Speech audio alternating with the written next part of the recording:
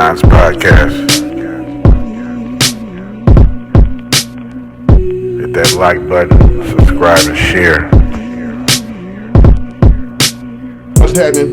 What's up, yo? What's up, y'all? You know what I mean? What's going on with the world? Constant content. What's going on? Yeah, I'm hyped to do this shit right now. Especially, I've been looking at my analytics, and the month of February I was definitely grinding it out, hitting you with videos, you know what I'm saying, and that shit pays off. Like I said before, when people ask me what's the blueprint, it's every day. You have to get to a point where you post every day. So because I was posting so many videos, as you can see right here, I've reached, you feel me, my channel has reached 1,000 and what was it? Whatever this picture say, 1,011 or some shit like that views. First I looked at it, it was 900. And then about 2 hours later, it touched 1,000, you feel me? For the month of February, it passed 29 days, 30 days type shit. So yeah, clap it up for that, you know what I mean? Yeah, give me a round of applause for that, you feel me? Yeah, clap it up, you know? Yeah, that's definitely I did that for sure. You know what I'm saying? But it's definitely like I said, you gotta put that video out every day, you know what I mean? And that's hard work, you know what I'm saying, when you are busy outside of podcasts, you know what I mean? But yeah, it could be done though, because I did it. So definitely set a new standard for myself month to month. You know what I'm saying? I know what I need to do as far as putting these videos out, at least 10 a month type shit. You know what I'm saying? At least 10 or more a month. You feel me? But yeah, thank y'all that's been looking at this shit. Thank y'all that's been sticking through the videos and, you know what I mean, at least making it to the credits. That's why I try to always put some little funny shit in my credits, because if you watching it all the way to the credits, you definitely a valuable watcher. You feel me? Yeah, MVW. You know what I mean? If you seen my credits, you seen me say that shit before. You know what I'm saying? But yeah, shout out to everybody that's really adding up my watch time as far as hours watched and shit on my content. Thank y'all for watching the shit, sharing. Those who share my shit, thank y'all for sharing that shit. Yeah, this channel ain't gonna grow without y'all. You know what I'm saying? So salute. You feel me? But this is a little vlog. I want to talk about, you know what I'm saying, UFC 299. I definitely watched that shit over the weekend. And this Jake Paul Tyson shit, I'm just going to speak on it, hold y'all time for about some shit like that real quick. I'm saying, so UFC 299, definitely watched that shit over the weekend. I was definitely highly entertained. It was a stacked card. UFC 299, they had, let me bring the fights up. They had, it was 5 fights on the card like normal. Of course, they had a bunch of preliminary fights, you know what I'm saying. Curtis Blades, he fought on the preliminary. Let me click on this preliminary fights real quick. Maybe it'll show me the preliminary card. Yeah, so we had Curtis Blades fight some dude named Jalton Almeida. Curtis Blades won in the second round, got his knockout. We had Caitlin Chookagian. I don't know who these people, like I said, this is prelim. So these ain't big names, so forgive me if I stumble over names. I don't know these people. You know what I'm saying? Like I said, these are up-and-comers. The preliminary rounds are up-and-comers that still trying to be a star. So these names I'm gonna name, y'all niggas never heard of them. I haven't. So Caitlin Chookagian, she actually fought, I remember Macy Barber though. Only reason I remember that name is because she was from right here in Sacramento. You know what I mean? And I was saying she probably trained with Uriah Faber, because Uriah Faber got a good fight following out here in Sac. The show, Uriah Faber is actually a cool dude. I don't know, I don't really be getting hella starstruck when I see niggas, like, so it was just a regular dude. I didn't even think to whip out the camera, get a little interview, but I met Uriah, you know what I'm saying, just on a fluke, seeing him walk in his gym type shit when I used to do the inventory work. We were doing a Big Five, which is in the same little shit. His gym is like right next door, you feel me? So I seen him pull up, you know, in a Tesla. He just, you know what I mean? He just was casually got out, hopped out, was walking in, no security with him, you know what I mean? I just said, Uriah Faber?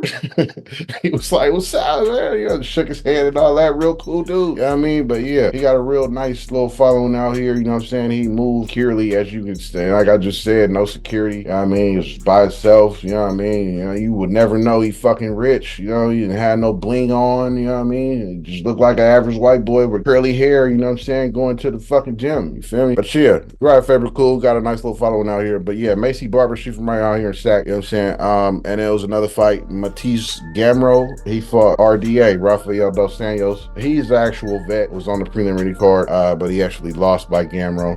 Yeah, and there was some other fights We don't need to go into that. UFC 299 though, the main card. You know what I'm saying? I want to just touch on this shit. Peter Yan fought Song Yadong. I don't even know these niggas. You know, Asian cat. It was a cool, dope fight.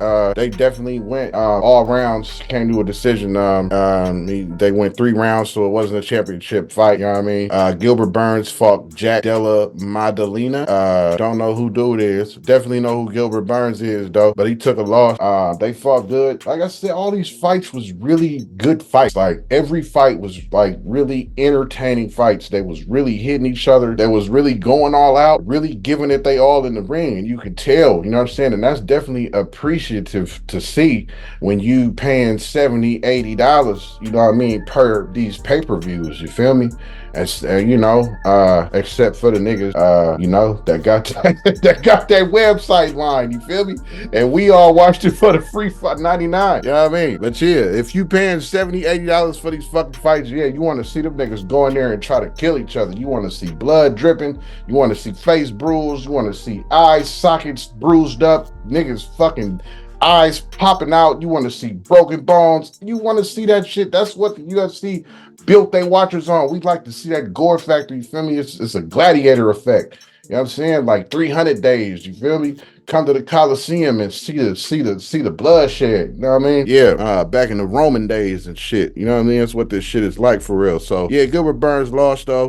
Then we had Kevin Holland and MVP. Man, I was hyped on this fight. Been following this dude. If y'all don't know who he is, this nigga right here, Michael Venom Page. I don't know if y'all familiar, but y'all been following this dude since Bellator. You know what I'm saying? He had a Bellator contract and he was fighting in Bellator and all these other entities. You feel me? As far as outside of the UFC, but still doing cage fight. And the dude is raw as fuck. You know what I'm saying? I definitely, I seen him get beat though. I can't remember dude that beat him. You know what I mean? But I definitely seen him get beat, but I definitely seen him whoop a whole lot of ass though. And he real cocky. You know what I'm saying? It's entertaining as fuck. You know what I mean? I've seen him come at a nigga with a flying knee and knee this nigga his fucking forehead, yo.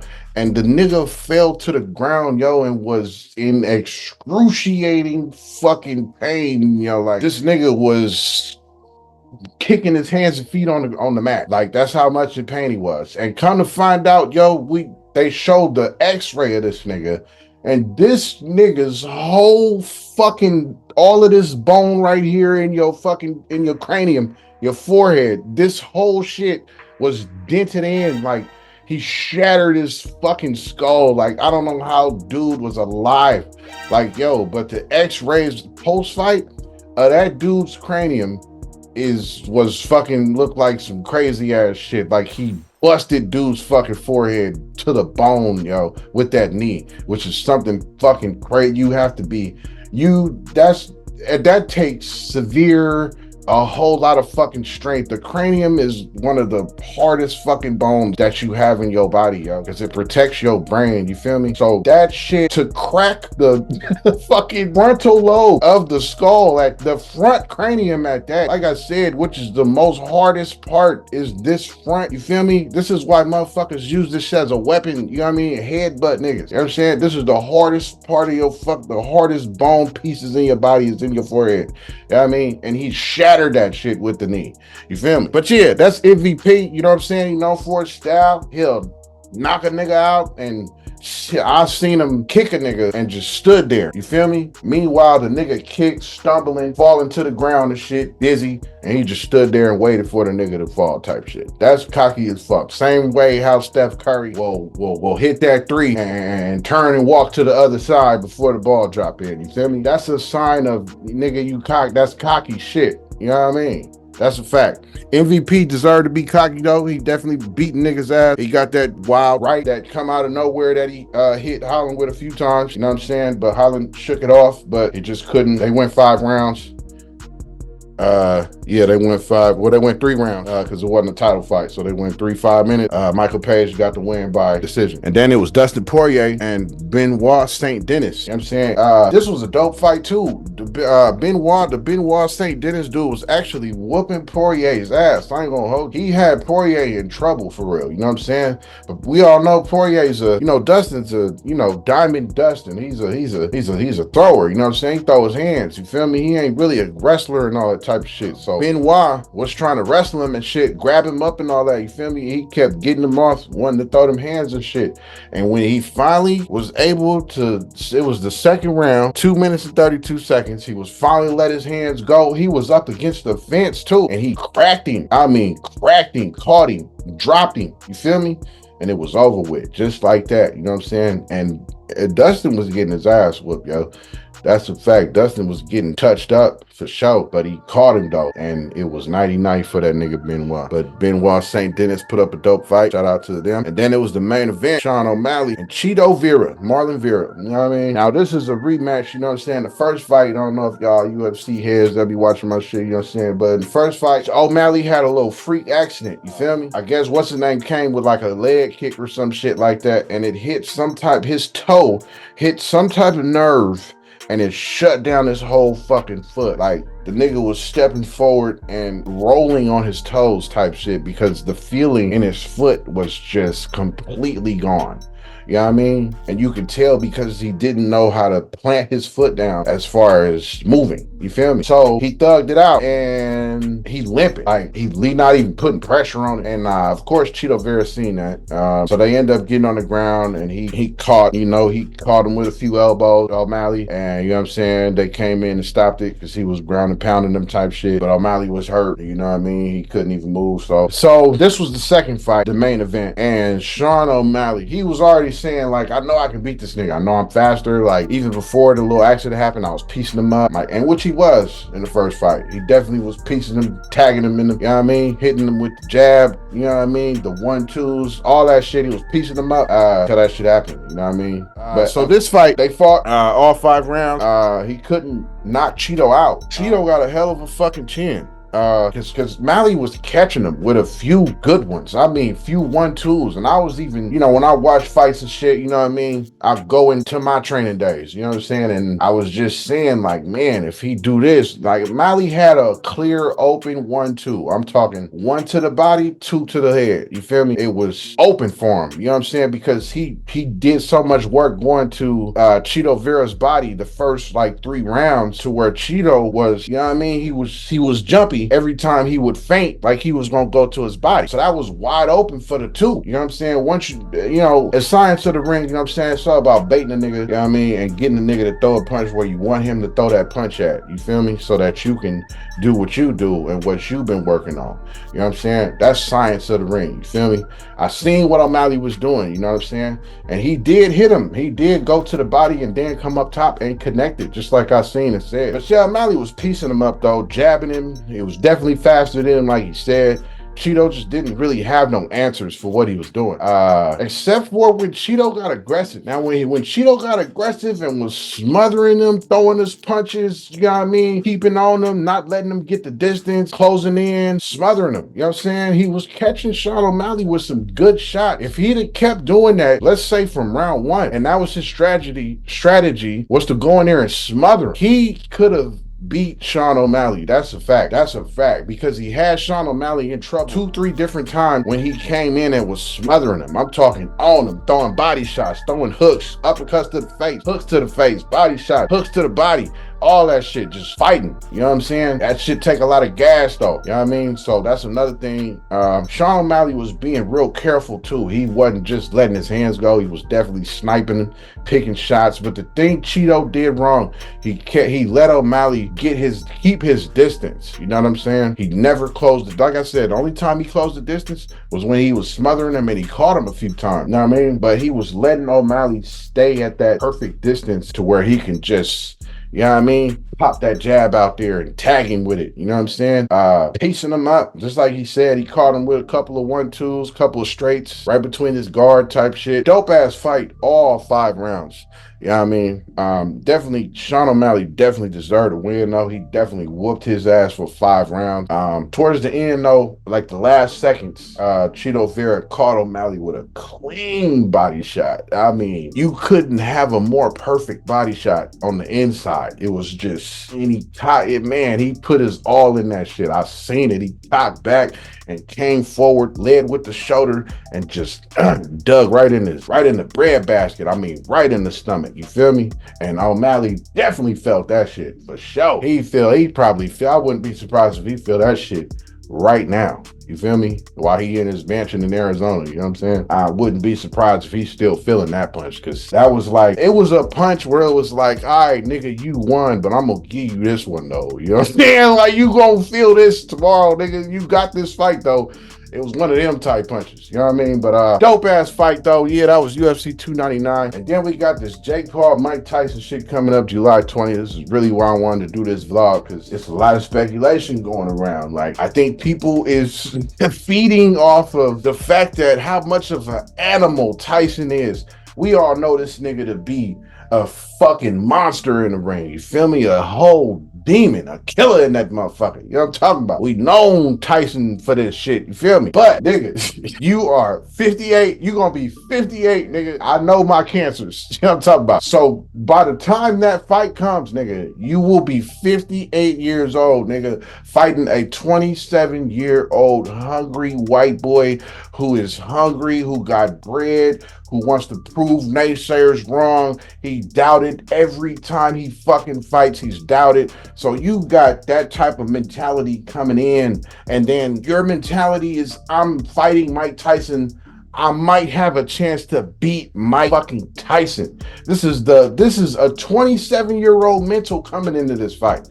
You have to take that into consideration. You got to take 58 years old into consideration. Now, we see the training videos of Tyson, and he look amazing. He looks deadly still. You feel me? But when you're in the ring and you got to fight for 3 minutes and you're going 8 rounds, conditioning will play a factor for sure. His 27-year-old body is going to definitely come into play and sit down and play for a long time with a 58-year-old body that he's going to be facing in that ring.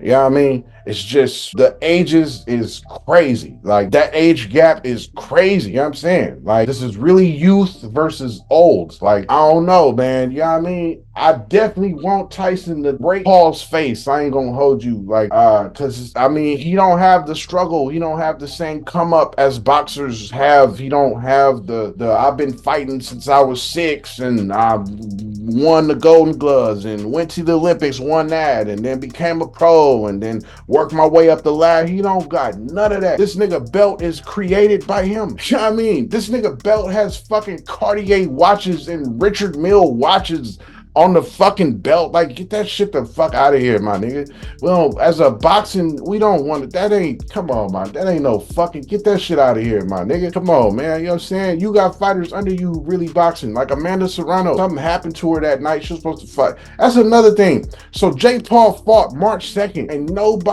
we didn't hear shit about it, yo. The fans and the masses is tired of this nigga. And then after nobody talks about that shit, literally, like 3 days later, you announce you fighting Mike Tyson July 20th on fucking Netflix at the biggest fucking platform in the world.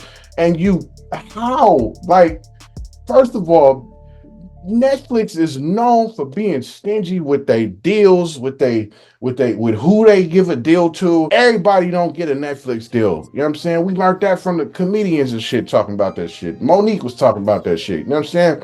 They don't just hand out contracts. So for this nigga to be, to have enough money to be the first, this is unprecedented. Never happened. Nobody has put on an event and had it be on fucking Netflix. Like, what is it going, are we going to have to pay for this? Are we going to have to pay $80 like a pay-per-view? Is it just going to be part of the streaming, the fucking $8? Well, fucking, I'm showing age with that $8, yo. Hey, Netflix is like what, 16 now? Yeah, but I'm from an era where that shit was $7.99. You feel me? To stream shit, and then if you wanted to watch movies, you could have them niggas send that shit to your house type shit. You feel me? Yeah, you could have them niggas send the shit to your house and all that. You know what I'm saying? And then you send it back in the same little envelope, so everything's free type shit. You know what I mean? I'm from that era though. But yeah, Netflix is like $16, $17 or some shit like that now. Yeah, how's that gonna happen? You know what I mean? Is it just gonna be we can just watch it? Everybody just watch it if you got a Netflix account? I mean, are we gonna be billed $80 if we elect to watch it? How is this gonna go down? We don't even know. You know what I mean, it's never happened before. There's never been a pay-per-view sporting event on Netflix ever in Netflix's history since being born into the world. Like, so the fact that they got this shit on this platform and you're fighting Mike Tyson is crazy. That shit is crazy, yo. Let's start there. The money is, this nigga money talking is crazy. You know what I'm saying? That shit is unprecedented how rich this white boy is. You know what I'm saying? It's astronomical. The money that he putting up for this shit is crazy. This shit had to cost some bread. I mean, you had to give Netflix a deal or something that they couldn't turn down. Like it had to be some big money involved. That's all I'm saying. You know what I'm saying? But back to the fighting. Yeah, Tyson, I don't know. He definitely got action. He can definitely knock Jake Paul. He can hurt Jake Paul. He still got the power. He still can break a jaw, break a jawbone, fracture hairline, the jawbone. He still got power for all that. But he 58. That shit is, I can't stress that enough, man. Like, yo, man, take it from, like, I'm getting old. Like, I'm 40 years old. You feel me? You get old, yo, like, all shit goes away. Like, you know, like, pains come. You know what I'm saying? Like, sitting down for 30 minutes and then having to get up after sitting down for 30 minutes. You gonna feel that as a 40-year-old man. I'm 40 and I feel that shit.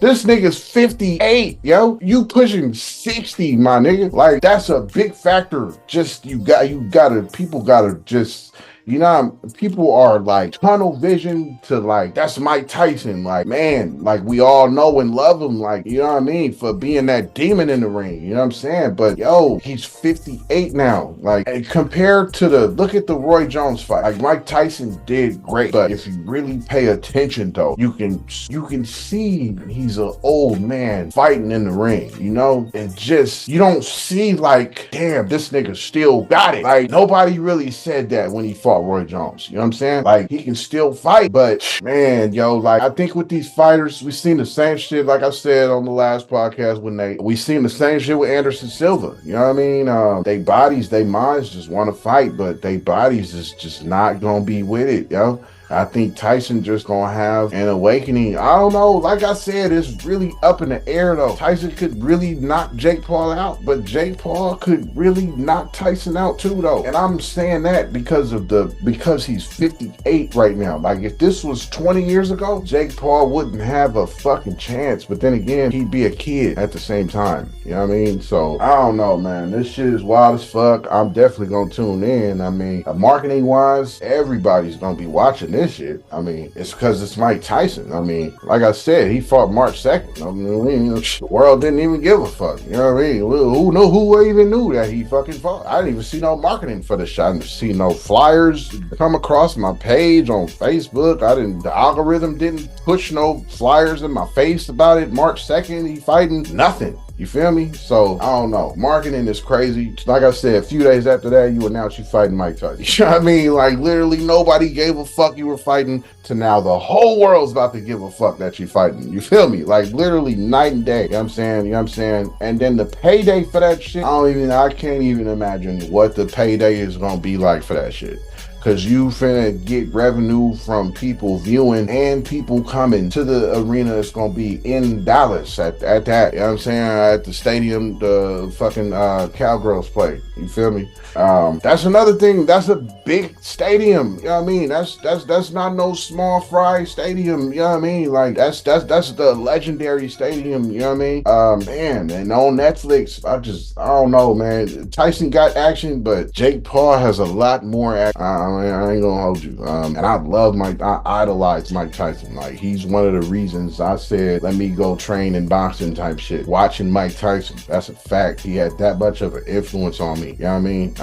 So I love Mike Tyson, you know what I'm saying? I love the heavy hitters, Rocky Marciano, you know what I'm saying? Jack Dempsey, you know what I mean? Marvin Hagler, you know what I'm saying? I love these great hard hitting boxers, you know what I mean? I studied their styles. Like, I wanted to be like Mike. This is why I started boxing myself. And he's 58. Like, he's fighting a 27-year-old hungry, wanting to prove people wrong type of white boy. And he's rich. You know what I'm saying? So, I don't know, man. You know what I'm saying? But that's all I really wanted to touch on, man. Everybody talking about this Tyson shit, man. And I don't know, man. I just don't know. I hope Tyson break him because I want to see him fight a real boxer. And this is the closest that I can get. I guess I'm going to get to him, seeing him fight an actual real boxer. Because he's fighting a bunch of has-beens, a bunch of no-names, a bunch of niggas who washed up. Again, and you can even put Tyson in that category. Like, he's fighting niggas who ain't been fighting. Tyson runs $1 billion fucking marijuana fucking cultivation, whatever the fuck. And his weed is amazing. Like,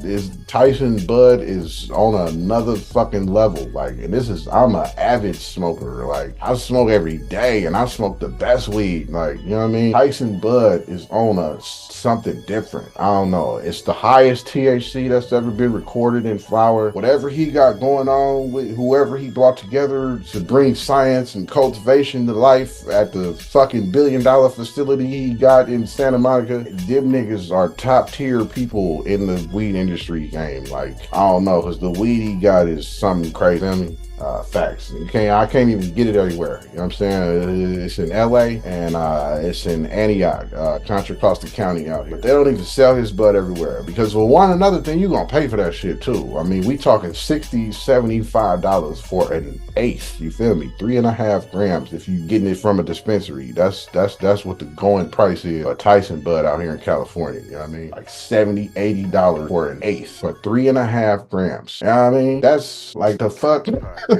Like, what the fuck? You know how much that is a pound, yo? Or let's say an ounce. Like, let's even it out to $100 an eighth. You feel me? So 2/8, that's $200. That's a quarter. $200 is a quarter. It's 4 quarters in a zip. You feel me? So that's gonna be $800, yo, for a fucking ounce of weed, yo. That is, man, look, man, you feel me? That's another subject. You know what I mean? But yeah, man, he 58. I don't know who's gonna win. I'll be break Jake Paul's fucking face. You know what I'm saying? But Jake Paul got a lot of action at knocking Tyson out. I don't even like saying that shit. You know what I'm saying? I don't even like saying the fact that he got action at knocking Tyson out, you know? But yeah, it's kind of motherfucking podcast though, you feel me? That's all I wanted to touch on, you know what I'm saying? Hit that like button, subscribe and share it, all that type of shit, you know what I mean?